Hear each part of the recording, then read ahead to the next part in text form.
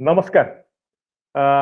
ଆପଣ ମତେ ଦେଖିକି ଭାବୁଥିବେ ଯେ ପୁଣି ବୋଧେ ସମ୍ବିତ ମଇଦାନ ବା ସମ୍ବିତ ଆଇପିଏଲ ସ୍ପେଶାଲ କାର୍ଯ୍ୟକ୍ରମ ନେଇକି ମୁଁ ଉପସ୍ଥିତ ହେଲି ନାହିଁ। ମୁଁ କ୍ରିକେଟ ବାବଦରେ ବା ଖେଳ ବାବଦରେ ନୁହେଁ, ଆଉ ଏକ ବାବଦରେ କଥା ହେବା। ଜଣେ ଅତି ବିଶିଷ୍ଟ ଓଡ଼ିଆଙ୍କର ଏକ ବଡ଼ ସଫଳତା ନିକଟରେ ହେଇଛି, ସେ ବାବଦରେ କଥା ହେବା। ସେଥିପାଇଁ ସେ ଯୋଡ଼ି ହୋଇଛନ୍ତି ମୋ ସହିତ। ଆପଣମାନେ ଜାଣିପାରୁଥିବେ ମୋ ସହିତ ରହିଛନ୍ତି ପଦ୍ମଶ୍ରୀ ସୁଦର୍ଶନ ପଟ୍ଟନାୟକ, ବିଖ୍ୟାତ ବାଲୁକା କଳା ଶିଳ୍ପୀ, ଯିଏ ଓଡ଼ିଶାକୁ ଏକ ଭିନ୍ନ ପରିଚୟ, ସ୍ୱତନ୍ତ୍ର ପରିଚୟ ସାରା ବିଶ୍ୱରେ ଦେଇଛନ୍ତି। ତାଙ୍କର ନିକଟରେ ନୂଆଦିଲ୍ଲୀରେ ଅନୁଷ୍ଠିତ ହୋଇଯାଇଛି ଏକ ଚିତ୍ରକଳା ପ୍ରଦର୍ଶନୀ, ବାଲୁକା ମନସ୍କ ମଣିଷଙ୍କର ଚିତ୍ରକଳା ପ୍ରଦର୍ଶନୀ। ସେଇ ବାବଦରେ କଥା ହେବା, ଆଉ ତାଙ୍କର ଆଉ କିଛି ଧାରା ବାବଦରେ କଥା ହେବା ପାଇଁ ତାଙ୍କୁ ମୁଁ ସ୍ୱତନ୍ତ୍ର ଭାବେ ନିମନ୍ତ୍ରଣ କରିଥିଲି ଏବଂ ସତ୍ୟପାଠର ମୁଖ୍ୟ ଯେ ସତ୍ୟପ୍ରକାଶ ନାୟକ ମଧ୍ୟ ମତେ ଅନୁରୋଧ କରିଥିଲେ ଯେ ସୁଦର୍ଶନ ବାବୁଙ୍କ ସହିତ ଆପଣ ଟିକେ କଥା ହୁଅନ୍ତୁ। ଏବେ କଥା ହେଲା ଭିତରେ କଥା ହେବା ପାଇଁ ଯୋଡ଼ି ହେବା ବେଳେ ଅଳ୍ପ ସମୟ ତଳେ ମୁମ୍ବାଇରୁ ଫେରିଛନ୍ତି, ପୁରୀରୁ ମୋ ସହିତ ଯୋଡ଼ି ହେଇଛନ୍ତି। ସୁଦର୍ଶନ ବାବୁ, ଆପଣଙ୍କୁ ପ୍ରଥମତଃ ସ୍ୱାଗତ କରୁଛି। ନମସ୍କାର। ନମସ୍କାର ସମିତି। ସୁଦର୍ଶନ, ଆମେ ଯୋଉମାନେ, ମୁଁ ବା ଅନ୍ୟ ଯୋଉମାନେ ଆମେ ଆପଣଙ୍କୁ ବହୁ ବର୍ଷ ହେଲା, କିଛି ଦଶନ୍ଧି ହେଲା ଭଲ ଭାବରେ ଜାଣିଛୁ। ଆମେ ଜାଣିଛୁ ଆପଣଙ୍କର ରୁଚି, ଆପଣଙ୍କ ଅନୁରାଗ ପେଣ୍ଟିଂସ୍ ପ୍ରତି ବା ଚିତ୍ରକଳା ପ୍ରତି କେମିତି ରହିଛି, ମୁଁ ଜାଣିଛି ବ୍ୟକ୍ତିଗତ ଭାବେ। କିନ୍ତୁ ଦିଲ୍ଲୀରେ ଏବେ ଯୋଉ ଆପଣଙ୍କର ନେଚର୍ସ ଫ୍ୟୁରି ବା ପ୍ରକୃତିର ରୋଷ, ପ୍ରକୃତିର କୋପ ଶୀର୍ଷକରେ ଯୋଉ ଆପଣଙ୍କର ଏକ ଏକକ ଚିତ୍ରକଳା ପ୍ରଦର୍ଶନୀ ହେଲା, ସେ ଗୋଟେ ନୂଆ ପରିଚୟ। ମୁଁ କହିବି ଯେ ଦିଲ୍ଲୀରେ ଗୋଟେ ବଡ ଆର୍ଟ ଗ୍ୟାଲେରୀରେ ଆପଣଙ୍କର ଏକକ ଚିତ୍ରକଳା ପ୍ରଦର୍ଶନୀ ହବା, ବାଲୁକା କଳା ମନସ୍କ ମଣିଷଙ୍କର, ଇଏ ଗୋଟେ ବଡ ସଫଳତା ଆପଣଙ୍କ ପାଇଁ। ଜୟ ଜଗନ୍ନାଥ। ମୁଁ ଭାବୁଛି ଯେ ଆପଣ ମତେ ଯେତିକି ଜାଣିଛନ୍ତି ଆଉ ମୋର କଳା ବିଷୟରେ ଆଉ ମୋ ଜୀବନର ଆରମ୍ଭ ବିଷୟରେ ମୁଁ ଭାବୁଛି ଆଉ କେହି ଜାଣିନଥିବେ ଯେତିକି ଆପଣ ଜାଣିଛନ୍ତି। କାହିଁକିନା ଫ୍ରମ୍ ଦି ବିଗିନିଂ ଆପଣ ମତେ ଜାଣନ୍ତି ଯେ ମୋର ଜୀବନ କେମିତି ଆରମ୍ଭ ହେଇଥିଲା। ଇଭିନ୍ କି ସତ୍ୟ ଭାଇ ମଧ୍ୟ ଜାଣନ୍ତି ଯେ ଆପଣଙ୍କର ଏଣ୍ଟାୟାର ଟିମ୍ ସମସ୍ତେ ମତେ ଜାଣନ୍ତି ଯେ କେମିତି ଭାବରେ ମୋର ଜୀବନର ସଂଘର୍ଷ ଆରମ୍ଭ ହେଇଥିଲା। ଏବଂ ଆପଣ ତା ଦେହରୁ ଆପଣ ହଉଛନ୍ତି ମୁଖ୍ୟ, ଯିଏକି ଡେ ୱାନ୍ ରୁ ମୋର ଯୋଉ ଚିତ୍ରକଳା ଏବଂ ଏଇ କଳା କ୍ଷେତ୍ରକୁ ଆସିବାରେ ଯାହା ଯାହା ଘଟଣାକୁ ଆପଣ ମାନେ ନିଜେ ଦେଖିଛନ୍ତି ଏବଂ ଆପଣଙ୍କର କ୍ୟାମେରାରେ ମଧ୍ୟ କଏଦ କରିଛନ୍ତି ସେ ସମୟରେ, ଯାହାକି ଲୋକଲୋଚନକୁ ଆସିଥିଲା। ସମ୍ବିତ ଭାଇ, ଗୋଟେ ବହୁତ ବଡ କଥା ହଉଛି ଯେ ଜୀବନରେ ବହୁତ ୟଙ୍ଗ ପିଲାମାନେ ଅଛନ୍ତି। ମୁଁ ଆପଣଙ୍କର ଏଇ ଚ୍ୟାନେଲ ମାଧ୍ୟମରେ କହିବାକୁ ଚାହିଁବି ଯେ ଯୁବକ ଯୁବତୀ ମାନେ ଜୀବନରେ ବହୁତ କିଛି ସଂଘର୍ଷ କରିବାକୁ ଆସେ ଏବଂ କିଛି ସେ ସଂଘର୍ଷରେ ହାରିଯାଆନ୍ତି, କିଛି ଜିତିବା ପାଇଁ ଚେଷ୍ଟା କରନ୍ତି। ତ ତା ଭିତରୁ ମୁଁ ମଧ୍ୟ ଜଣେ, ଯେ କି ମୋର ପିଲାବେଳୁ ଯୋଉ ଷ୍ଟ୍ରଗଲ ଆରମ୍ଭ ହେଇଥିଲା, ଯେ ଚିତ୍ରକଳାରୁ ହିଁ ମୋ ଜୀବନ ଆରମ୍ଭ ହେଇଥିଲା। ଆପଣ ଯୋଉ ଛବିଟି ଦେଖେଇଲେ, ସେଇ ଛବିଟି ବହୁତ ପୁରୁଣା, ଏତେ ପୁରୁଣା ତାର ମାନେ ଇଏ ନାହିଁ। ଆଉ ସେଇ ଛବି ବି ମୁଁ ଗୋଟେ ଫରେନର୍ସ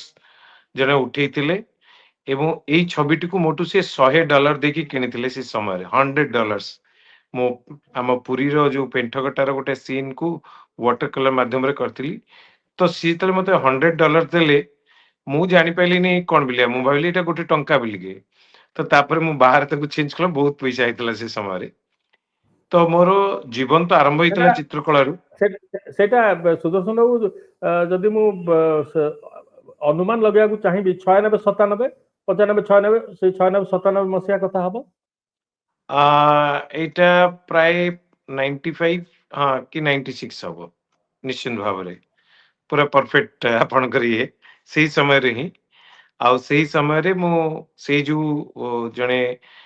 ଫରେନ୍ ଲେଡି ଆସିଥିଲେ, ତାଙ୍କର ଅଷ୍ଟ୍ରିଆରେ ଗୋଟେ ବହୁତ ବଡ ଗ୍ୟାଲେରୀ ଅଛି। ତ ସେ ମୋର ଆର୍ଟକୁ ଦେଖିକିରି ସେ ମଧ୍ୟ ନିଜେ ମଧ୍ୟ ଆର୍ଟିଷ୍ଟ, ତ ସେ ମତେ କହିଥିଲେ ଯେ ଏଇଟା ବହୁତ ଭଲ ହେଇଛି, ଆପଣ ବହୁତ ବଢିଆ ୱାଟର କଲର କରୁଛନ୍ତି, ତ ମୁଁ ଏଇଟାକୁ ପରଚେସ କରିବାକୁ ଚାହୁଁଛି। ତ ଏନି ଆଉ ସେ ମତେ $100 ଦେଇଥିଲେ, ସେ ପେଣ୍ଟିଂ ନେଇଥିଲେ। ଏବଂ ମୋର ଜୀବନର ଆରମ୍ଭ ହିଁ ପେଣ୍ଟିଂ ଥିଲା। ମୁଁ ଚିତ୍ରକଳାରୁ ଆରମ୍ଭ କରିଥିଲି, କାହିଁକିନା ପିଲାବେଳୁ ମୋର ଚିତ୍ରକଳାରେ ବହୁତ ଆଗ୍ରହ ଥିଲା ଏବଂ ପୁରୀରେ ମଧ୍ୟ ବହୁତ ମୋର ସାଙ୍ଗସାଥି ଏବଂ ସମସ୍ତେ ଜାଣନ୍ତି ଯେ ମୁଁ ଚିତ୍ରକଳା କ୍ଷେତ୍ରରେ କେମିତି ଭାବରେ ମୋର ପିଲାବେଳୁ ରୁଚି ଥିଲା ଏବଂ ପରବର୍ତ୍ତୀ ସମୟରେ ଯେତେବେଳେ ମୁଁ ମୋର ପଡୋଶୀ ଘର ମୋହନ ସୁନ୍ଦର ଦେବଗୋସ୍ୱାମୀ ଯିଏକି ତାଙ୍କ ନାତି ବଟରାଜ ଦେବଗୋସ୍ୱାମୀଙ୍କ ଘରେ କାମ କଲି ସେତେବେଳେ ଜଷ୍ଟ ମୁଁ କେବଳ ଫ୍ରି ଫୁଡ ପାଇଁ କାମ କରୁଥିଲି ଏବଂ ସେଇ ସମୟରେ ମୋର ଯୋଉ ଚିତ୍ରକଳା ପ୍ରତି ପ୍ରବଳ ଆଗ୍ରହ ଥିଲା ସେ ଆଗ୍ରହ ପାଇଁ ଯୋଉ ମତେ ପଇସାର ଆବଶ୍ୟକ ଥିଲା କ୍ୟାନଭାସ କଲର କିଣିବା ପାଇଁ ମୁଁ କରିପାରୁନଥିଲି ଏବଂ ବାଲୁକା ଚିତ୍ରକଳା କରିଥିଲି କିନ୍ତୁ ସେଇ ସମୟରେ ମୁଁ ଗୋଟିଏ ସଣ୍ଡେ ଆର୍ଟ ସ୍କୁଲ ବୋଲି ପୁରୀରେ ମୋର ଯିଏ ଯାହା ପାଖରେ ମୁଁ କାମ କରୁଥିଲି ବଟରାଜ ଦେବଗୋସ୍ୱାମୀ ଯିଏକି ମତେ ପ୍ରଥମେ ତାଙ୍କର ଯିଏ ବଡ ଭାଉଜ ଥିଲେ ସେ ମୋ ଚିତ୍ର ଦେଖିକିରି ମତେ ତାଙ୍କୁ କହିଲେ ଯେ ସୁଧର ଏତେ ଭଲ ଆର୍ଟ କରୁଛି ତାକୁ ଗୋଟେ ସ୍କୁଲରେ କାହିଁକି ଆଡମିସନ କରିଦଉନ ସେ ଆହୁରି ଭଲ ଚିତ୍ର କରନ୍ତା ତ ଏନି ସେ ତାଙ୍କ ସାଙ୍ଗେ ମୁଁ ମାର୍କେଟ ଯାଏ ରେକ୍ସାରେ ତ ଗୋଟେ ଦିନ ରେକ୍ସାରେ ଫେରିଲା ବେଳକୁ ତ ସିଏ ମତେ ଗୋଟେ ଆର୍ଟ ସ୍କୁଲରେ ଆଡମିସନ କରିବାକୁ ନେଇଗଲେ ବିଚିତ୍ର ଆର୍ଟ ସ୍କୁଲ ଭଳିଆ ଥିଲା ତ ସେଇ ଆର୍ଟ ସ୍କୁଲରେ ମୁଁ ରେକ୍ସାରେ ଓହ୍ଲେଇଲି ମୋ ବ୍ୟାଗ ଧରିକି ପରିବା ଆଣିବାକୁ ଯାଇଥିଲୁ ତ ସେଠି ଉଦୟନାଥ ରଥ ବୋଲି ଜଣେ ଟିଚର ଥିଲେ ଯେ କି ବହୁତ ସିନିୟର ଆର୍ଟିଷ୍ଟ ଥିଲେ ବହୁତ ବୟସ୍କ ଆର୍ଟିଷ୍ଟ ସେ କାଲକାଟା ଆର୍ଟ କଲେଜରୁ ପଢିଥିଲେ ପୁରୀର ଏବଂ ତାଙ୍କ ପାଖରେ ସେଇ ଆର୍ଟ ସ୍କୁଲରେ ମୁଁ ପ୍ରଥମ ଥର ପାଇଁ ମୋର ହାତ ଗୋଡ ସବୁ ଥରୁଥାଏ ସେଠି ପିଲାମାନଙ୍କୁ ଦେଖିକିରି ତ ସେଠୁ ଆରମ୍ଭ ହେଇଥିଲା ତାପରେ ମୁଁ ସଣ୍ଡେ ଆର୍ଟ ସ୍କୁଲ ଯୋଉ ଆମର ଦେବେନ୍ଦ୍ର ଦାସ ସାର୍ ଯେ କି ଶାନ୍ତିନିକେତନର ଗୋଲ୍ଡ ମେଡାଲିଷ୍ଟ ବହୁତ ବଡ ଆର୍ଟିଷ୍ଟ ଯାହାଙ୍କ ପାଖରେ ମୁଁ ଲମ୍ବା ସମୟ ଧରିକି ମଧ୍ୟ ଚିତ୍ରକଳା କରିଥିଲି ଏବଂ ସେଇ ସମୟରେ ମୁଁ ତାଙ୍କ ଘରେ ଦାଦାଙ୍କ ଘରେ ଥିଲାବେଳେ କାମ କଲାବେଳେ ମୁଁ ବିଭିନ୍ନ କମ୍ପିଟିସନକୁ ଯାଏ ସବୁ ସ୍କୁଲ ମାନଙ୍କରେ ମୁଁ ପ୍ରାଇଜ ଜିତେ ତ ବହୁତ ପିଲାମାନେ ଭାବନ୍ତି ଯେ ଇଏ ତ ପାଠ ପଢୁନି କିନ୍ତୁ ଏଇ ପିଲାଟା ଆସୁଛି ଆମ ଭିତରେ ପ୍ରାଇଜ ନେଇ ପଳଉଛି ତ ଏସବୁ ଆଗ୍ରହ ଆଉ ଇଏ ଭିତରେ ମୋର ବାଲୁକା ତାରି ଚିତ୍ରକଳା ଭିତରେ ଏବଂ ସୁଦର୍ଶନ ତାରି ଭିତରେ ଇଏ ଧରନ୍ତୁ 30, 31, 32 ବର୍ଷ ତଳର କଥା ଆଜ୍ଞା 2025ରେ ଦେଶର ରାଜଧାନୀରେ ଏକ ପ୍ରମୁଖ ଆର୍ଟ ଗ୍ୟାଲେରୀରେ ପଦ୍ମଶ୍ରୀ ସୁଦର୍ଶନ ପଟ୍ଟନାୟକ ଯିଏକି ସାରା ବିଶ୍ୱରେ ଖ୍ୟାତ ବାଲୁକା କଳା ଶିଳ୍ପୀ ଭାବରେ ତାଙ୍କର ଏକକ ଚିତ୍ରକଳା ପ୍ରଦର୍ଶନୀ ହବା ସେଇଟାର ଗୁରୁତ୍ୱ କେତେ ମାନେ ସେଇଟା ଆପଣଙ୍କ ଜୀବନ ପାଇଁ କେତେ ବଡ ଉପଲବ୍ଧି? ନାଇଁ ମୋ ଜୀବନ ପାଇଁ ଏଇଟା ବହୁତ ବଡ ଉପଲବ୍ଧି ମୋ ଜୀବନରେ ମୁଁ ମାନେ କେବେ ଚିନ୍ତା କରିନଥିଲି ଆପଣ ଯୋଉଟା କହିଲେ ଆକ୍ଚୁଆଲି ମତେ କିଛି ବର୍ଷ ପୂର୍ବରୁ ଆମର ସୁଧାମୂର୍ତ୍ତି ମ୍ୟାଡାମ ଦେଖା ହେଇଥିଲେ ସେ ଥରେ ମତେ କହିଲେ ଯେ କାହିଁକିନା ସେ ମତେ ବହୁତ ଆଗରୁ ମଧ୍ୟ ଦେଖା ହେଇଥିଲେ ତାର 10 ବର୍ଷ ପୂର୍ବରୁ ତ ମୋର ଏଇ ଯୋଉ ଆଚିଭମେଣ୍ଟ ହେଇଛି ଏ ସବୁ ଦେଖିଲା ପରେ मते बैंगलोर में कुछ जगह कही जे पटनायक जी आप इतना अच्छा स्टैंडर्ड बना रहे हैं आपने इतना अचीव किया हम लोग बहुत खुश हैं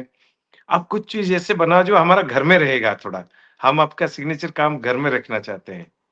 तो सेटा भी मते भारी इंस्पायर करथिला तापर मोर जो फैन फॉलोअर्स समस्तिंगर गोटे सबुबळे ये थिला जे सुदर्शन को काम केमती आमे घरे रखी परिबु तो सेति पय मु लॉन्ग टाइम हेलानी गोटे सबुबळे मोर चेष्टा थाए किंतु मु जेतबळे प्रथमे ओडिशा ललित कला एकेडमी रे सभापति भाबरे जॉइन कली एवं से समय मध्य मोर जो पूर्वरु जो आर्ट रो ये पेंटिंग से कमी आसला एवं सब दिन जाइकरी पेंटिंग देखिबा एवं आर्टिस्ट मानक सहित मिसिबा कथावार्ता करिबा एसु मते पुणी इंस्पायर को टाणी आनतला एवं मु आरंभ करथिली मोर पुणी चित्रकला एवं सेतेबळे मु चिंता कली काहेकि मु ए जो बाली आउ कलर दीटा को मिसेकिरी काहेकि मु इंस्टॉलेशन आर्ट को न आरंभ करिवि जो दीटा मोर मुख्य थिला जीवन रो तो ताकू नेकिरी मु चिंता कली जे एमती कोन टाइप रो मु आर्ट करि परिबि काना आजिका समय रे माने पेंटिंग्स बर्तन गोटे इंस्टॉलेशन फॉर्म को पळे आसनी ग्लोबली तेणु करी मो बाली आउ कलर दीटा को मिसेकिरी काना मोर मेजर वर्क हला नेचर काना मु जोटी स्टैंडर्ड करे सी भी नेचर आ मो नेचर को नेकी बहुत काम करे तो मु दुईटा जाको मिश्रण रे आरंभ करथिली कैनवास देरे पेंटिंग्स एवं इन बिटवीन मु गत वर्ष पूर्व 2 वर्ष हो गलानी प्राय मु जाइथिली यूएस अमेरिकन गवर्नमेंट तरफरु तो सेठी मते बहुत गुडे गैलरी वर्ल्ड सबुटु best gallery MoMA art gallery मध्य डका जाइथिला स्टिक मध्य जाइथिली तो मु कला को देखिली जे को टाइप रो विदेश रे मध्य बर्तन सब आर्ट्स को इंस्टॉलेशन फॉर्म को गलानी कारण आजिका समय रे पेंटिंग रे कॉपी ही पड़ची तो मु चिंता कली जे इमिति किछि आर्ट करबा को पड़ियो जहार कॉपी केबे हे परिबोनी तो एबे जो पेंटिंग्स करा आइछि यार कॉपी मु निजे मध्य करि परिबिनी तेणुकर यार विशेषत्व सेठी सेठिपई थिला जे यार मु निजे मध्य कॉपी करि परिबिनी तेणुकर मते गोटे सुजोग मिलला काना मोर इच्छा थिला जे मोर गोटे प्रथम एग्जीबिशन हो एवं समस्ते देखंतु जे प्रकृतरे जणे शिल्पी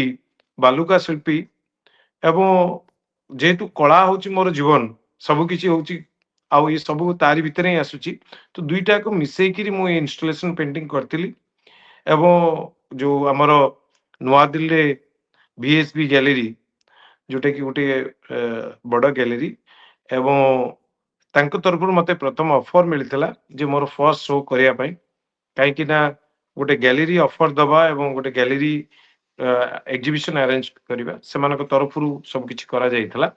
एवं प्रथम शोटी हेइथिला सुदर्शन बाबू, गोटे कथा ये विजुअल्स आपनकर मो भितरे कथा बा भितरे जो विजुअल्स जो फोटो अन्य जिनस चालुची तारी भितरे आउ जड़े विख्यात आउ जड़े ओडिशा को गौरवान्वित करिथवा मनीष जतिन दासଙ୍କ फोटो तांको वीडियो मध्य देखुची जतिन बाबू आसीबा आपनक पेंटिंग्स देखिबा पई आपनक चित्रकला प्रदर्शन देखिबा पई ये भी एक मध्य एक बड़ कथा सुदर्शन बाबू आपनक पई मते जतिन बाबू आसीबा देखिबा को मन देई देखुचंदी मु देखुतली फोटो को मन देई कि देखुचंदी पेंटिंग रो जने महान मनीष नहीं जतिन सर से ओडिशा रो भारत वर्षर जने महान सारा विश्व कहले अत्युक्ति हबनी महान चित्रशिल्पी भगवान कर आशीर्वाद थिले एमती जने शिल्पी को आमे पाऊ जे कि सुजोग पाऊ जे कि आम चित्रकला देखिया पाई मु केबे भाबी नथिली जे जतिन सर सेटिके आसी बे ऑनेस्टली कहीं ना एटा गैलरी तरफरु एग्जीबिशन अरेंज करा होतला तो गैलरी ही इनविटेशन समस्ती की देइथिला किंतु हठात एग्जीबिशन आरंभ हवा को आउ किछि समय अछि तो हठात देखला को जतिन सर सीढ़ी रे चलिकिरी आसुचंती मु आश्चर्य हेइतिली जतिन सर को देखिकिरी एवं सीधा आसिकी मो पाखे पहुंचले कहले सुदर्शन बाबू मु जेतेबेले सुनिली आपण मते डाकी नाहांती किंतु मु जेतेबेले सुनिली जे सुदर्शन पटनायकर बाली आउ कलर को मिसिकिरी पेंटिंग एग्जीबिशन होची मु तो कहली मु सबु काम छाड़ देकी सीधा माड़ी आसी ठीक मो हृदय सेतेबेले कोन हेगला जने शिल्पी हिसाब रे जने एते बड़ महान शिल्पी जे कि आसिकी पहुंचचंती देखिया पई मो कला आउ जतिन सर एमती सबुठिकी सब जगह रे तांको एमती देखिबा को मिलेनी से तांकर माने मो सारंग विषय जे जानिची एवं मते बहुत ये लागथिला एवं सी आसिकी निजे गोटी गोटी की पेंटिंग बुलिकी देखिथिले एवं प्रत्येक पेंटिंग किमिति भाव रे बाली यूज हेची कलर देरे किमिति भाव रे कंपोजिशन करा हेची किमिति भाव ताको इ करा हेची बहुत खुशी हेतिले बहुत ब्लेसिंग्स देथिले कल जाओ मो बहुत खुशी सुदर्शन जे तमे दिल्ली प्रिया जगह रे गोटे एते बड़ एग्जीबिशन करा होची किंतु मोर मु आ जमा रही पाइलिनी मोर सबु काम ये करके मु सीधा पळे आसली मु कहली ना मु निश्चय जीवी आ देखिबी जे को टाइप रो जने बालुका शिल्पी बाली और रंग को मिसेकिरी छवि करछन्ते एवं तांकर प्रथम शो करा होची तो एटा बहुत बड़ा आशीर्वाद थिला मो पई सुदर्शन बाबू आउ जने मध्य आपणकर अनेक दिनर बंधु आउ जने पद्मश्री मध्य आपणक देखिबा पे चित्रकला आसीथिले से मध्य किछि काम पे आसीथिले हठात पहुंचीथिले पद्मश्रींकर चित्रकला प्रदर्शन देखिବାକୁ आउ जने पद्मश्री अवश्य कला निश्चित दुनिया भाव नहीं खेल एक्चुअली दुनिया जने पद्मश्री खेल नहीं दुनिया एक्चुअली पद्मश्री मध्य खेल दुनिया पद्मश्री मध्य जने पहुंचीथिले आपणक देखिबा पे चित्रकला नहीं आपण बहुत भल भाव जानी आपणकर दिलीप तिर्की आ मु आपण आम दी जन को सब बेले बहुत भल पाई आसंती एवं बहुत प्रोत्साहन करी आसंती एक्चुअली दिलीप को मु आगुरु कहितिली मु कहली दिलीप देखो मो जीवन रो गोटे प्रथम एग्जीबिशन होबा जाउची गोटे गैलरी मो ऊपर गोटे पेंटिंग एग्जीबिशन कर सी कहली पेंटिंग सी आश्चर्य गेले अरे तुम बाली रे करो पेंटिंग केबटू कर देलो मु कहली मु गोटे नुवा टाइप रो जिंस करिछि आ एटा मो जीवन रो गोटे नुआ टाइप रो जिंस किंतु जेहेतु मु एटा को ऑर्गेनाइज करूनी एटा गोटे गैलरी करूची किंतु मोर अनुरोध आउ तमे जे दिल्ली रे तो निश्चय थिवो से समय रे तमे टिके आसिले बहुत भल हबो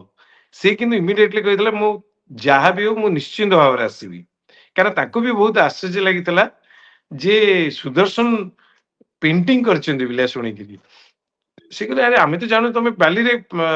बीच रे करो बिलिया मु कहले नाही पेंटिंग करूची आ सेटा गैलरी रे एग्जीबिशन करा जिवो तो से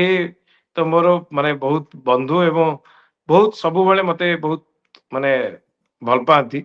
एवं मते भी ମଧ୍ୟ बहुत खुशी लागितला जे तांको प्रिया जने महान खेलाड़ी जे कि ओडिशा माटी रु आज सारा विश्व रे ओडिशा ना को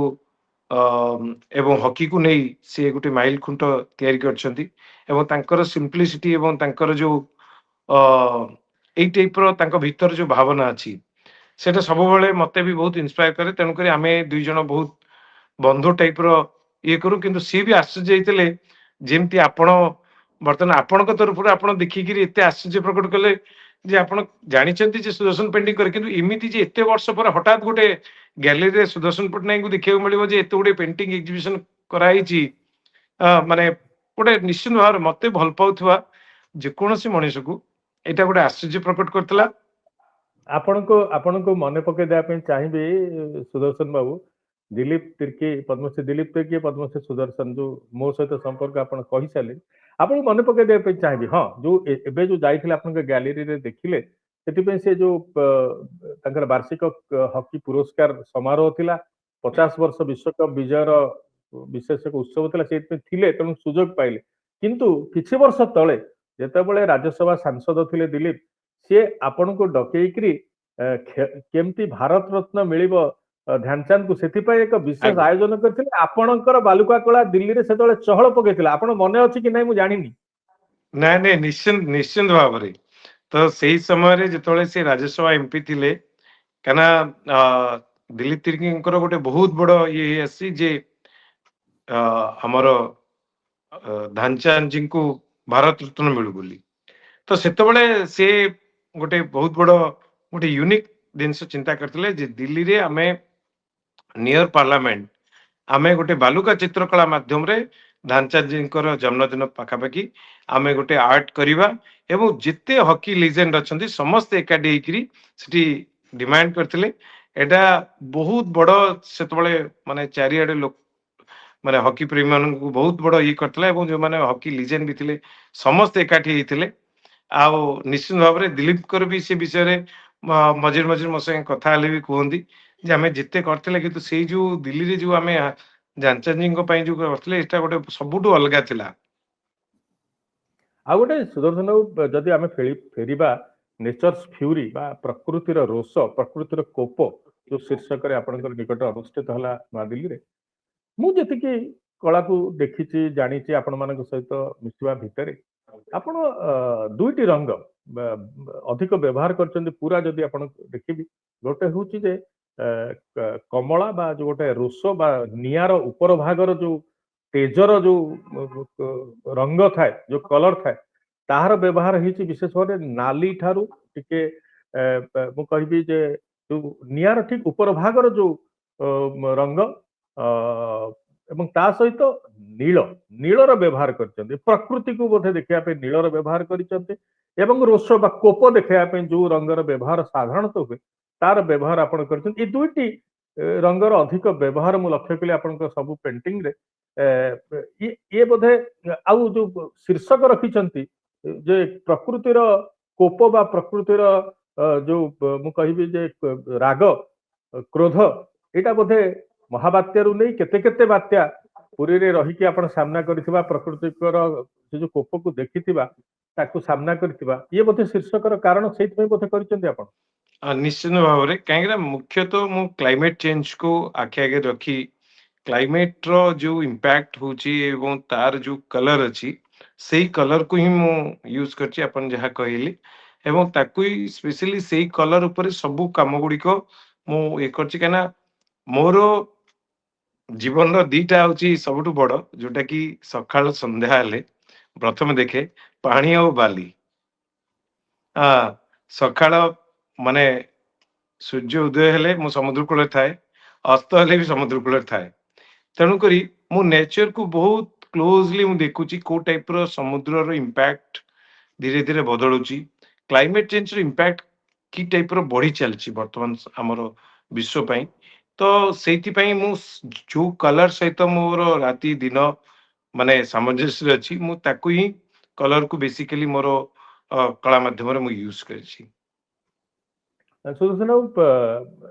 ଯୋଉ କଥା ଆପଣ ଆରମ୍ଭରୁ କହିଗଲେ ତା ଭିତରେ ମୋର ମନେ ପଡୁଛି ସେମିତି ଆପଣଙ୍କୁ ଚିହ୍ନିବା ଭିତରେ ଜାଣିବା ଭିତରେ ପାଖାପାଖି 30-32 ବର୍ଷ ହେଇଗଲାଣି ଆପଣଙ୍କୁ ଅତି ପାଖରୁ ଜାଣିବା ଇଏରେ ଆଦ୍ୟ ଅବସ୍ଥାରେ ଆପଣ ମଧ୍ୟ ସେତେବେଳେ ମତେ ଅନେକ ଦେଖେଇଛନ୍ତି ଆଲବମ ଯୋଉଥିରେ କି ହାତରେ ଅଙ୍କା ହେଇଯାଇଥିବା ଚିତ୍ର ମଧ୍ୟ ସେତେବେଳେ ଆପଣଙ୍କ ବତେଇଥିଲେ କେମିତି ବଟରାଜ ଯୋଉ କେମିତି ନେଇକି ସଣ୍ଡେ ସ୍କୁଲରେ ଆଡମିସନ କରିଥିଲେ ସବୁ କଥା ଆପଣ କହିଥିଲେ। ଏଇ ଯୋଉ ବାଲୁକା କଳା ଭିତରେ ପ୍ରବେଶ କରିଯିବାର କାରଣ ମଧ୍ୟ ଆପଣ ଅଳ୍ପ ଅଳ୍ପ ଚୁମ୍ବକରେ କହିଗଲେ ଯେ ଯେହେତୁ ଅଭାବ ଥିଲା କରିପାରୁନଥିଲି ମୋର କଳାର କେମିତି ପ୍ରକାଶ ମୁଁ ଜାଣିଛି ଯେହେତୁ ଆପଣଙ୍କୁ ଅତି ପାଖରୁ ଜାଣିଛି ଆଦ୍ୟ ଅବସ୍ଥାରେ ମୁଁ ଜାଣିଛି କେମିତି ମନ ଭିତରେ ଯୋଉ ପ୍ରବଳ ଯୋଉ ଗୋଟେ ଜୁଆର ଫୁଟୁଥିଲା କଣ ଗୋଟେ କରିଯିବି ଆଉ କିଛି ନ ପାଇକି ଆପଣ ପୁରା ବେଳାଭୂମିକୁ ନିଜ କାନଭାସ କଲେ ଏବଂ ତାରି ଉପରେ ଆପଣ ସବୁ ଯେମିତି ବଳରାମ ଦାସଙ୍କର ଧାରା ଯେମିତି ହଜି ଯାଇଥିଲା କୋଉଠି ତାକୁ ପୁଣି ଥରେ ଆପଣ ଆଣିଦେଲେ ଓଡିଶାକୁ ସାମ୍ନାକୁ ଆଣିଦେଲେ ଏବଂ ସବୁ ବନେଇ ଚାଲିଲେ ଏବଂ କେମିତି ବୁଭାଇଙ୍କ ନାଁ ମଧ୍ୟ ମନେ ପଡୁଛି କେମିତି ସିଏ ଆପଣଙ୍କୁ ଆଦ୍ୟ ଜୀବନରେ ସାହାଯ୍ୟ କରିଥିଲେ ସେ ବି କେମିତି ଆମମାନଙ୍କ ପାଖରେ ଆପଣଙ୍କୁ ପହଞ୍ଚିଥିଲେ ସବୁ ଭିତରେ ସୁଦର୍ଶନ ବାବୁ ଇଏ ପରବର୍ତ୍ତୀ ଇଏ ଏକକ ଜିନିଷ ହେଇକି ଏଇଠି ସରିଗଲା ନା ଇଏ ମଧ୍ୟ ଆଗକୁ ଆଉ କିଛି ଏକ୍ଜିବିସନ ଆକାରରେ ମଧ୍ୟ ଏ ପରିପ୍ରକାଶ ହେବ ଆପଣଙ୍କର ଏଇ ପେଣ୍ଟିଂସ ଆଉ କିଛି ହବ ଭୁବନେଶ୍ୱର ବା ଓଡିଶାରେ ୟାର ହବ କି ନାହିଁ ବାହାରକୁ ଆଉ କୁଆଡେ ଯିବ କି ନାହିଁ ଇଏ ଧାରା ରହିବ ନା ଇଏ ଗୋଟେ ଯେମିତି ଜୁଆର ହେଇକି ଆସିଲା ତାପରେ ସରିଗଲା ନା ଇଏ ନିୟମିତ ଆମେ ଦେଖିବୁ। ନାଇଁ ଆପଣ ତ ଯାହା କହିଲେ ଏକଦମ ସତ କଥା କାହିଁକିନା ଜୀବନର ଏମିତି ଗୋଟେ ଢେଉ ଆରମ୍ଭ ହୁଏ। କାହିଁକିନା ଢେଉ ତ ସବୁବେଳେ ଆସେ ଯାଏ ଏମିତି ଲାଇଫରେ ଚାଲିଥିବ। ମହାପ୍ରଭୁଙ୍କ ଆଶୀର୍ବାଦ ଯୋଗୁଁ ମୁଁ ଭାବେ ଜୀବନରେ ଯାହା ବି ଘଟୁଛି ଯାହା ବି ଘଟିବ ସବୁ ମହାପ୍ରଭୁଙ୍କ ଆଶୀର୍ବାଦରେ। ଆପଣଙ୍କ ମନେ ଥିବ ମୁଁ ସେତେବେଳେ ଗୋଟେ ପାନ ଦୋକାନ ଆଉ ଚାହା ଦୋକାନ କରିଥିଲି। ସେ ଦୋକାନରେ ସବୁଦିନ ମୋର ଗୋଟେ ଚିତ୍ର ଲଗାଏ ଯେ କାଳନ୍ତୁ ମୋ ଚିତ୍ରକୁ କିଏ ଦେଖିଲେ ମତେ ନେଇ କୌଣସି ଆର୍ଟ କଲେଜରେ ପଢେଇ ଦବ କୌଣସି ଜାଗାରେ ଗୋଟେ ଭଲ ସୁଯୋଗ ଦେଇଦେବେ ପେଣ୍ଟିଂ କରିବା ପାଇଁ କିନ୍ତୁ ସୁଯୋଗ ତ ସବୁବେଳେ ଅଲଗା ଅଲଗା ଇଏ ହେଇଥାଏ। ଆଜି ହୁଏତ ସେ ଦିନ ଆଉ ସେ ଇଏ ପଳେଇ ଆସିଛି ଏବଂ ମୋର ଚିନ୍ତାରେ ତ ନିଶ୍ଚିନ୍ତ ଭାବରେ ଅଛି ଯେ ମୋର ବହୁତ ଇଚ୍ଛା ଯେ ଏଇ ଯୋଉ ନିଆରା ଟାଇପର ମୁଁ ପେଣ୍ଟିଂ କରୁଛି ଇଏ ତ ଜଷ୍ଟ ଗୋଟେ ଆରମ୍ଭ। ଏହା ପରେ ମୋର ଭରପୁର ଇଚ୍ଛା ଅଛି ଯେ ଏଇ ଚିତ୍ର ଗୁଡିକ ଭାରତର ଏବଂ ଭାରତ ବାହାର ବିଭିନ୍ନ କଣ୍ଟ୍ରିଜ ମାନଙ୍କରେ ମଧ୍ୟ ପ୍ରଦର୍ଶିତ ହବ ଏବଂ ଓଡିଶାରେ ମଧ୍ୟ ମୁଁ ଗୋଟେ ଏକ୍ଜିବିସନ କରିବା ପାଇଁ ମୋର ଦୃଢ ଇଚ୍ଛା ଅଛି ଏବଂ କିଛି ସିନିୟର ଆର୍ଟିଷ୍ଟ ମଧ୍ୟ ମତେ ଅଲରେଡି କହିଲେଣି ଯେ ସୁଦର୍ଶନ ବାବୁ ଗୋଟେ ଓଡିଶାରେ ମଧ୍ୟ ଏଇ ଏକ୍ଜିବିସନ କରାଯାଉ ଏଠି ମଧ୍ୟ ସମସ୍ତେ ଦେଖନ୍ତୁ। କିନ୍ତୁ ମୁଁ ଆଗକୁ ଆହୁରି ବହୁତ ଚିନ୍ତା କରିଛି କାହିଁକିନା ଏଇ ଯୋଉ ଯୁଗଳବନ୍ଦୀ ବାଲି ଆଉ କଲରର କ୍ୟାନଭାସରେ ଏବଂ ଆପଣ ତ ଜାଣିଥିବେ ସେଠି ଅଲରେଡି ଲୋକଙ୍କର ଏତେ ଆଦୃତ ହେଇଛି 2ଟି ଛବି ସେଠି ସେଲ ହେଇଛି ସବୁଠୁ ଅଧିକ କଷ୍ଟ ସେଲ ହେଇଛି ଯାହା କେବେ ଚିନ୍ତା କରାହେଇନଥିଲା କି ମୁଁ ବି ଭାବିନଥିଲି। ତ ଗ୍ୟାଲେରୀ ତାକୁ ବହୁତ କଷ୍ଟ ସେଲ ବି କରିଛନ୍ତି ତେଣୁକରି ସେଠୁ ଜଣା ପଡୁଛି ଯେ ଲୋକଙ୍କର ଆଗ୍ରହ କୋଉ ଟାଇପର ରହିଛି। କିନ୍ତୁ ଆମେ ମୋର ଯୋଉ ଉଦ୍ଦେଶ୍ୟ ଅଛି ଯେ କଳା ମାଧ୍ୟମରେ ଲୋକଙ୍କୁ ସମାଜକୁ ମେସେଜ ଦବା ଏବଂ ନିଶ୍ଚିତ ଭାବରେ ମୋର ୟାର ନେକ୍ସଟ ଏକ୍ଜିବିସନ ମୁଁ ଭାରତରେ ଏବଂ ଭାରତ ବାହାରେ ନ୍ୟୁୟର୍କ ଆଉ ଲଣ୍ଡନ ପାଇଁ ମଧ୍ୟ ମୋର ଅଲରେଡି କଥାବାର୍ତ୍ତା ଚାଲିଛି ଏବଂ ବମ୍ବେ ଆଉ କାଲକାଟାରେ ମଧ୍ୟ ଏକ୍ଜିବିସନ ପାଇଁ ମଧ୍ୟ ମତେ ଅଲରେଡି ବିଭିନ୍ନ ଅର୍ଗାନାଇଜେସନ ତରଫରୁ ଅଫର୍ସ ଆସିଛି। ବିଭିନ୍ନ ଅର୍ଗାନାଇଜେସନ ମତେ ଅଲରେଡି କଣ୍ଟାକ୍ଟ କରିଛନ୍ତି କାହିଁକିନା ସମସ୍ତଙ୍କ ଭିତରେ ହଠାତ୍ ଯେତେବେଳେ ଗୋଟେ ମେସେଜ ପହଞ୍ଚିଛି ଏବଂ ସମସ୍ତେ ଦେଖିଛନ୍ତି କୋଉ ଟାଇପର ଗ୍ୟାଲେରୀକୁ ଏକ୍ଜିବିଟ କରାଯାଇଥିଲା ତ ମୁଁ ଆଶା କରୁଛି ଯେ ବହୁତ ଜଲ୍ଦି ଏକୁ ଆହୁରି ମଧ୍ୟ ଭଲ ଭଲ ସିଟିଜ ମାନଙ୍କରେ ଏକ୍ଜିବିସନ କରାଯିବ। ଆଉ ମଧ୍ୟ କିଛି ଛବି ମଧ୍ୟ ମୁଁ ଷ୍ଟିଲ ମୋର ତିଆରି ଜାରି ରଖିଛି ତାକୁ ମଧ୍ୟ ପ୍ରେଜେଣ୍ଟ କରାଯିବ। ତ ମହାପ୍ରଭୁଙ୍କ ଆଶୀର୍ବାଦରୁ ଦେଖାଯାଉ କେମିତି ଭାବରେ ଏକୁ ଆହୁରି ଆଗକୁ ନେଇ ହଉଛି। ସୁଦର୍ଶନ ବାବୁ ଆପଣ ସବୁବେଳେ ଏବେ ବି କହିଲେ ଯେ ମୁଁ ଜାଣିଛି ଆପଣଙ୍କ ପାଖରୁ ଆପଣ କୌଣସି ବଡ ଇଭେଣ୍ଟକୁ ଯିବା ଆଗରୁ ବଡ ପ୍ରତିଯୋଗିତାକୁ ଯିବା ଆଗରୁ ଯାଆନ୍ତି କାଳିଆ ସାଆନ୍ତଙ୍କ ପାଖକୁ ଫେରିଆସି ମଧ୍ୟ ଯାଆନ୍ତି ଚତୁର୍ଦ୍ଧାମୂର୍ତ୍ତିଙ୍କ ଦର୍ଶନ ପାଇଁ। ମୁଁ ବି ମଧ୍ୟ ଦୁଇଥର ଆପଣଙ୍କ ସହିତ ଜଗନ୍ନାଥ ମନ୍ଦିର ସେଭଳି ଏକ ଧାରାରେ ଯାଇଛି। ଜଗନ୍ନାଥଙ୍କ ଉପରେ କିଛି ପେଣ୍ଟିଂସର ଏକକ ଚିତ୍ରକଳା ସୁଦର୍ଶନ ବାବୁଙ୍କ ପାଖରୁ ଆମେ ଦେଖିବୁ କି ଏକ ଦ୍ୱିତୀୟ କୌଣସି ଖେଳ ଧାରା ଯେହେତୁ ଖେଳ ସହିତ ମଧ୍ୟ ଆପଣଙ୍କର ଯୋଉ ବାଲୁକା କଳା ଆଜ୍ଞା विकास खेल गोटे बहुत बड़ आप योगदान से 99 मसीहा विश्वकप हो बा बहुत प्रतियोगित आपणकर व्यवहार सामिल हो महाप्रभु जगन्नाथ किसी एकक चित्रकला ये जो पेंटिंग्स एग्जिबिशन आगामी दिन में सुदर्शन बाबू आसब कि एक द्वितीय खेल बाबद किसी किसी हम कि एभलिया ड्राइंग बा एभली पेंटिंग्स किसी हम कि आगु नहीं निश्चिंत भाव में जहाँ भी होची तो सब महाप्रभु जो ही संभव कहीं जदि महाप्रभुंकर बालीरथ बलराम दास पुरी बेलाभूमि न करते हुए तो आज आम ये जो सब आशीर्वाद पाइचु जिते भी शिल्पी सब तैयारी से सब किसी न था तेणुक महाप्रभु को न नहीं तो किसी ना दुनिया रे तेणुक निश्चिंत भाव में मु तो बहुत बड़ आकार चिंता करिछि केमिति भाव से बाली जो बाली रे महाप्रभुंकर बालीरथ बलराम दास आरंभ करथिले सेही बाली आउ रंग ताकू नेइकिरी गोटे भिन्न सीरीज क्रिएट करिया पे ऑलरेडी मु किछि मध्य आरंभ करिछि आउ खेल खेल तो मोर आर्ट रो गोटे पार्ट आपण जानिछंती मु सबु बेले चेष्टा करे जे कला माध्यम रे जो माने आम देश पई गौरव आणुचंती जहाँ को नहीं आम एते गर्वित सेमान को आम सब बेले एनकरेज करिया दरकार स्पोर्ट्स आमर गोटे पार्ट ऑफ लाइफ तेणुक जड़े शिल्पी हिसाब रे मु सब बेले चेष्टा करे जे केमिति भाव रे स्पोर्ट्स को किंतु स्पोर्ट्स रो गोटे डिफरेंट फॉर्मेट को लेकिन मु गोटे सीरीज करिया को मनस्थ करिछि जो फॉर्मेट को कि लोक देखिले अनुभव करिवे जे भारत रे खेलर आदृत केमिति बढ़ुछि एवं किमिति भाव रे खेल आहरी आगु को एक ट्रेडिशनली केमिति फॉर्म थिला किंतु ये सबु फॉर्मेट गुडी को मु गोटे इंस्टॉलेशन फॉर्म रे ये करूची जहार कॉपी केबे हे परिबोनी एवं जहार गोटे यूनिकनेस रहिबो तो मु जो ट्रेडिशनल फॉर्म ऑफ आर्ट न करिकरी मोर जो मु जो फॉर्मेट रे बर्तन काम करूची से ऊपर करिया पई मु चेष्टा करूची सुदर्शन बाबू बाबू कहवा भितर जेहेतु मीडिया मीडिया धारा कहवा पड़े कि प्रकृत न सुदर्शन ये कथा भितर सीधा सड़क कथा भितर ये भावुक हो पड़ी कहीं जो कथा होपन सहित बसिकी ठीक तार तल घर आपण जीवन प्रथम सांबादिक सम्मेलन होता 30-31 वर्ष तले ढू ढू वर्षा तार भितर सांबादिक माने आसीथिले एवं आपण जाउथबा गोटे बड़ प्रतियोगिता पे जाउथबा बाबद खबर आपण नहीं से अत्यंत भावपूर्ण परिस्थिति किंतु तारी भितर मु भाबी ये जो गोटे पेंटिंग आड़ को एबे गंभीरतार सह दिबा ये मध्य कोट ना कोट गोटे आपण को सहाय्य करिवो टिके अधिका कोथि पई ना आमे मध्य कष्ट रे थिलु जेहेतु ये जो बालुका कला करी करी करी करी एते वर्ष एते दशंधि धरि कि आपण जो आंठू ए जो अंटार जो प्रकार जंत्रणा स्नायु जनित जो प्रकार असुविधा आपण जो कष्ट रे जो कांद कांद होइके आपण रुहंती एवं बेले बेले कथा हला बेले कुहंती सेतुरु बोधे टिके टिके टिके हालुका हबो ना ये मध्य एक कष्टपूर्ण धारा 8 घंटा 10 घंटा पेंटिंग रे देला बेले ये मध्य से भली कष्टकर धारा नहीं नहीं आपण तो पार्ट ऑफ लाइफ सब माने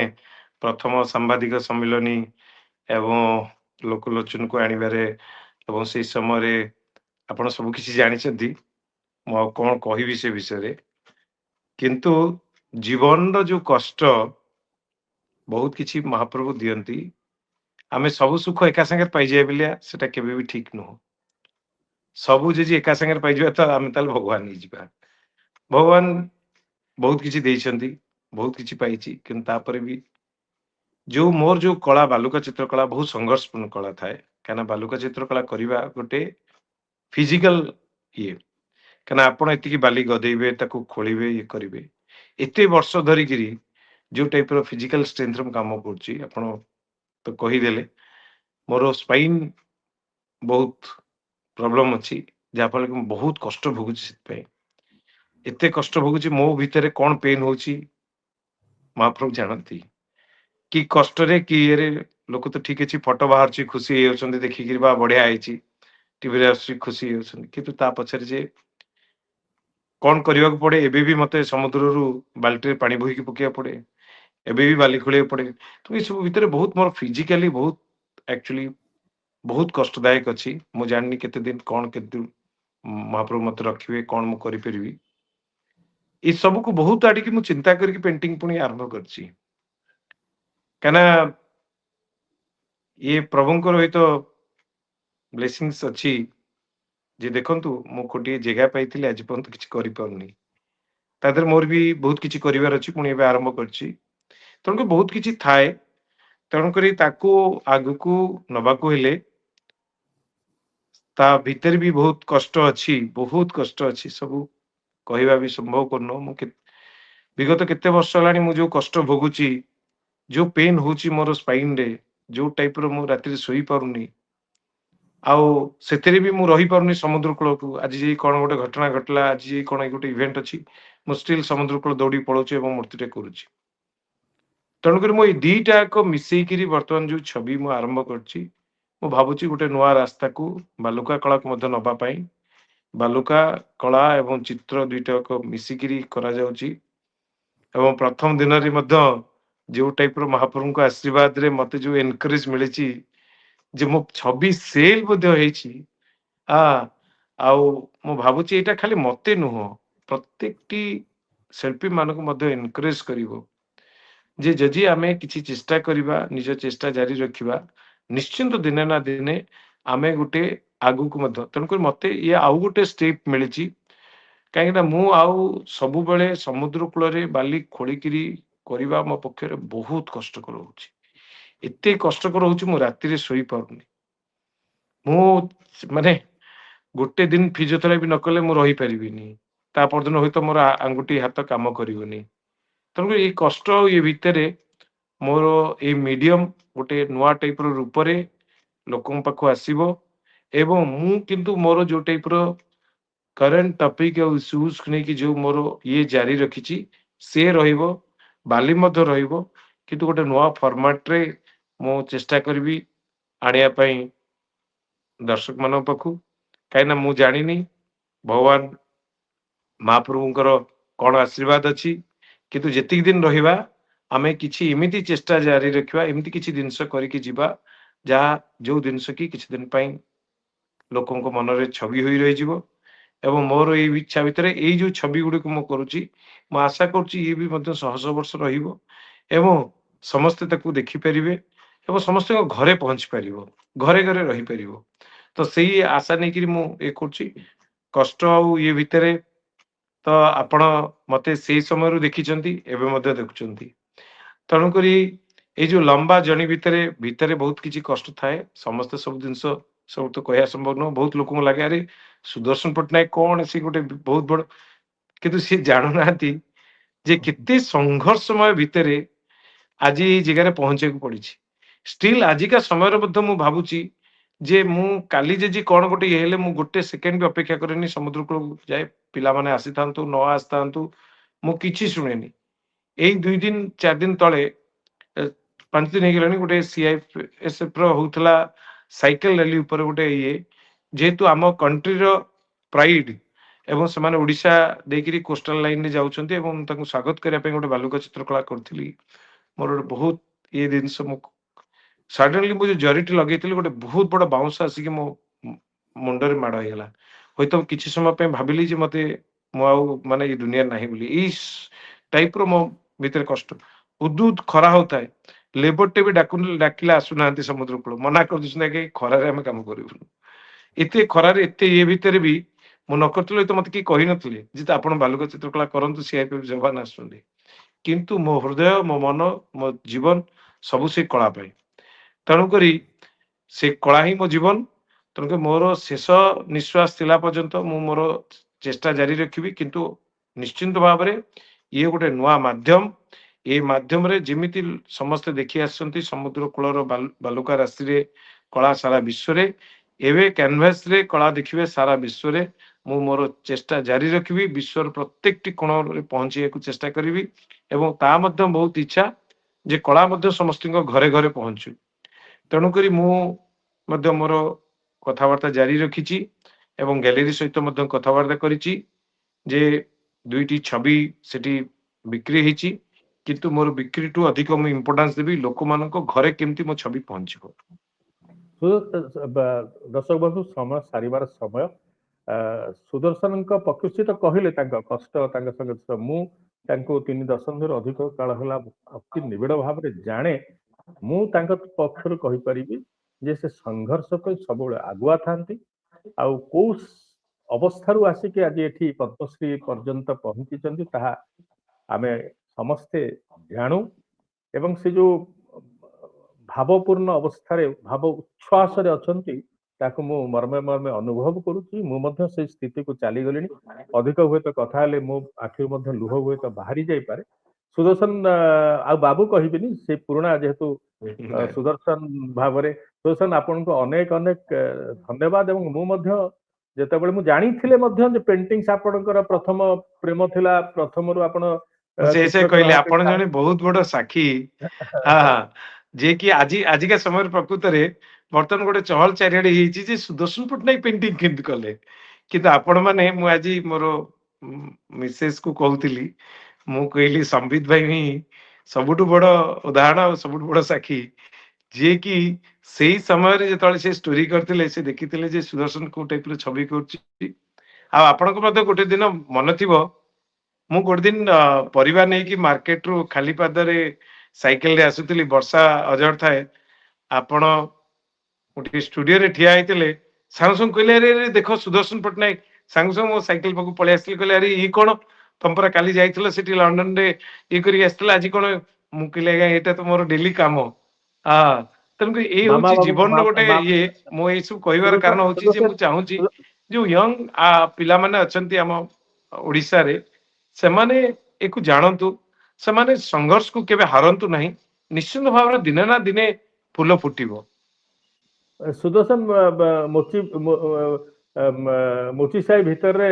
ମାମା ବାବୁଙ୍କ ଶରତ ପାତ୍ରଙ୍କ ଷ୍ଟୁଡିଓ ମାମା ବାବୁଙ୍କ ଷ୍ଟୁଡିଓରେ ଯୋଉଠି ଆମର ଆଡ୍ଡା ହୁଏ ପୁରୀ ଗଲେ ଜଗନ୍ନାଥଙ୍କୁ ଦର୍ଶନ ପରେ ଯୋଉଠି ଆମେ ପହଞ୍ଚୁ ସେଇଠି ଆପଣ ଦେଖା ହେଇଥିଲା। ଆପଣଙ୍କ